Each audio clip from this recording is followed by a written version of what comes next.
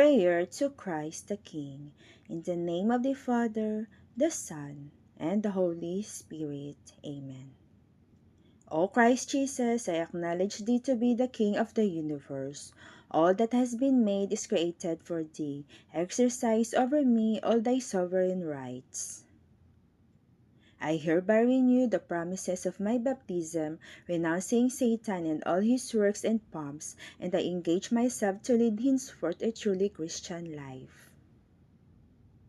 And in an especial manner do I undertake to bring about the triumph of the rights of God and Thy Church, so far as in me lies. Divine Heart of Jesus, I offer Thee my poor actions to obtain the acknowledgement by every heart of Thy sacred kingly power. In such wise may the kingdom of Thy peace be firmly established throughout all the earth. Amen.